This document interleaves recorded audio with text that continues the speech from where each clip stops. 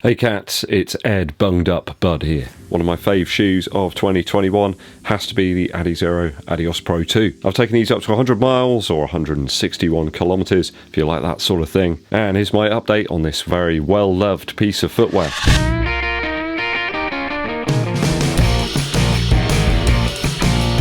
Thanks for tuning in to the channel, guys, always appreciated. If you haven't done so already, remember to pick up some EDDBUD merchandise from the links below. You can also hit that subscribe button and click the bell below for notifications when I roll those new videos out for you. And it really helps us out too if you give this video a thumbs up like and also share it with your running buddies. Merci beaucoup. I picked these up with my own Earth credits back in June of 2021. Seems like an age ago. In fact, this year's just gone by incredibly fast. Weight to this bad boy up on screen right now. I picked it up in a UK size 11.5, which is a US 12. A little bit more on the weighty side for a super shoe, I suppose, when you compare it to some of the other models released by other manufacturers this year. But I think having a little extra weight is sometimes a good thing. With the update, we'll start with the upper first. Absolutely no signs of wear or tear on the upper of the Adios Pro 2. There's a wonderful patina now of grime and grit, and a little bit of beer actually, where I spilt some beer after opening up a can of the wonderful nectar. A bit overzealous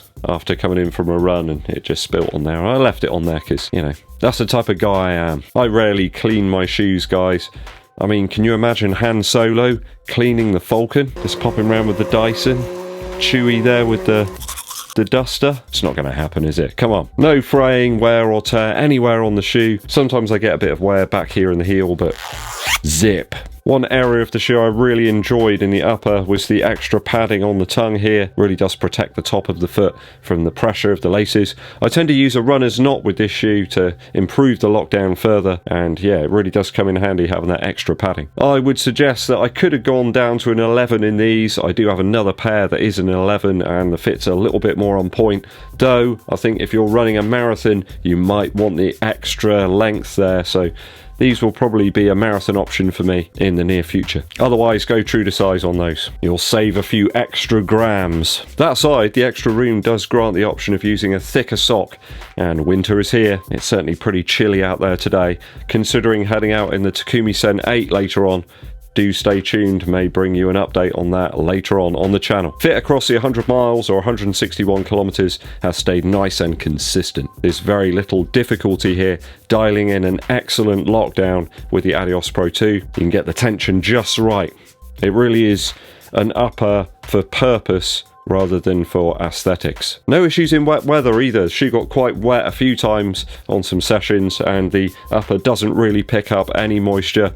Aside from a small part in the heel here, a very welcome feature that, especially if you live in the UK. Adidas really are the masters when it comes to coming up with a shoe that does the job. There's only a couple of shoes I can think of that I've reviewed from Adidas that really didn't hit the mark. I think the Adios Pro 2 is a great example of that design and purpose and function over aesthetics. I gave the upper a 3 out of 3 in my initial review, and that's what I'm going to give it today after 100 miles. Midsole, midsole, midsole now. I sound like a running shoe Barry White today. Midsole-wise, the foam feels as good as it's ever felt. The grinding and the shaping process over recent months has left me feeling like a midsole Patrick Swayze. And the Pro 2 certainly feels very worn in now, like a favourite pair of jeans or that hoodie that you always grab when winter comes around. The foam here responds to a variety of paces with a lovely cushioned roll and picks up pace beautifully when commanded,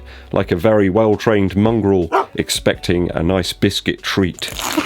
No creasing or flexing here of the midsole material. I haven't heard any breaking of the energy rods. They still seem to be intact. The foam segments in the midsole now feel a little bit more compressive and a tiny bit less rigid actually. Everything's just sort of evened out a little bit. It just feels all the better for the 100 miles. I don't really find this shoe unstable at all, I have to comment. Once I got used to the midsole materials and the feel of the shoe, it just feels like an extension of my own body. Oh yeah. No energy rod damage here, cats, despite the exposed sections on the underside of the shoe. And very few shoes in my considerable arsenal feel as versatile over a range of paces as the Adios Pro 2 does. Well done, lad. I think it'll probably be my selection over the half marathon distance and certainly the marathon. I can really feel this shoe benefiting people at that greater distance. Yes, there's lighter shoes out there for a 5 or 10k. Don't think it was the best choice for the 10k I did back in Martok in June, but I think for marathon paces, the shoe really hits the spot. I'm going to give it a 10.9 out of 3 for the midsole after 100 miles. Big score, big shoe.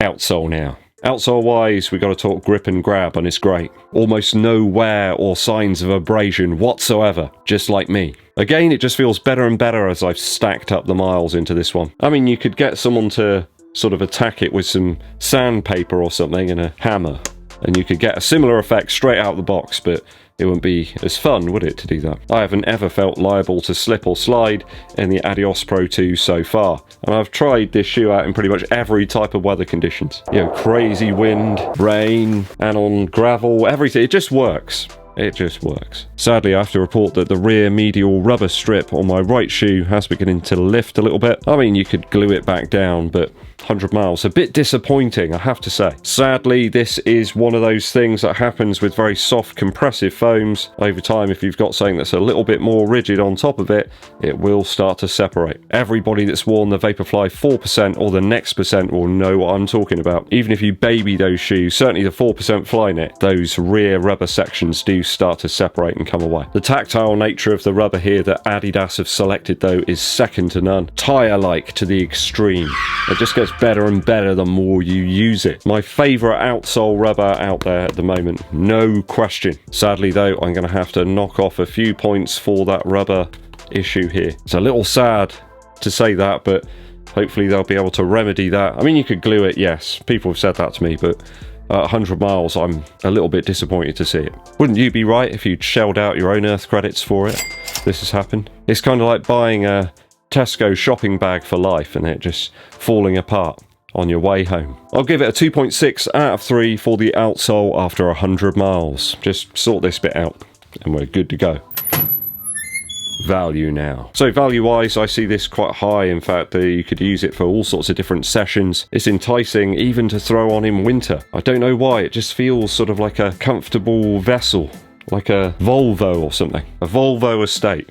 That's what this is, with underfoot heating. You just feel safe. I think this is a killer longer distance shoe personally, with that wedge of forgiving Lightstrike Pro underfoot. Oddly, this one's more free and flexible, less rigid than the Adios Pro original. I think at 180 earth credits it's actually pretty good value. It's not the sort of super shoe that you want to save back. As you can see, I've taken it out in just about any sort of weather for any pace, and I've really enjoyed every session. You can reach for it for daily use or racing without too much worry or anxiety about using it. It's a bit like the situation of where the more you need some dough, the better it gets. I think at the retail price, when you consider the tech and the craft that have gone into the shoe, it does bring a few question marks to me about the Takumi Sen 8. I mean, that shoe retails at £10 less than this one, and my initial feel is that the Takumi Sen 8 isn't going to be anywhere near as versatile. First review coming up on that very soon, guys. I'll give this a 2.8 out of 3 for value after 100 miles. My only slight negative about the shoe at all is that separation of the rubber there in the back of the shoe. Otherwise, it's not far off perfect for me. If I've totaled the scores up correctly, we have the same score as we did in the initial review. That is 11.3 out of 12 for the Adidas ADIZERO ADIOS Pro 2.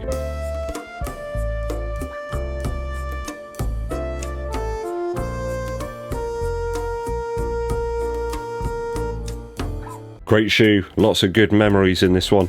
Does need a bit of a clean though, I think you'll agree. Have you been enjoying the Adios Pro 2? Let me know your thoughts and opinions down in the comments. A musical interlude now, one to avoid. I accidentally stumbled across a song called Christmas by a band called Unity. It's one of these sort of girl group type things. It sounds like it's been made using GarageBand or something. Got these really weak drums that sound like someone hitting the top of a shoebox with a spoon, and the vocals are sugar-coated in all sorts of auto-tune, reverb and delay. It's sort of very generic feel about the vocals. It doesn't really make me feel like very Christmassy whatsoever. All the generic Christmas cliches are thrown in there, winter wonderlands and sugar stuff. It made me realise that the people that had wrote this song have never experienced Christmas like I have, or many of us have perhaps, all alone, watching Only Fools and Horses, eating a beef chow mein. Yeah, so do avoid this one if you can. I know it's hard to do that at Christmas, but ultimately it appeared on Apple Music, which means that people are listening to it. They're perhaps buying it. Yeah. Christmas by Unity. You have been warned. Thanks for sticking with me to the end of today's video, guys. I hope you're doing fine out there and getting ready for the festivities. I am. I've been listening to Elvis, Blue Hawaii. Makes me feel a bit warmer. Help the channel out, guys, by picking up some EDDBUD merchandise from those links below. Also, hit that subscribe button and click the bell below for notifications of when I roll out those new videos for you. A bit like a ginormous snowball. Also, give this video a thumbs up, like, and share it with your running buddies. My name's EDDBUD, and I'll be seeing you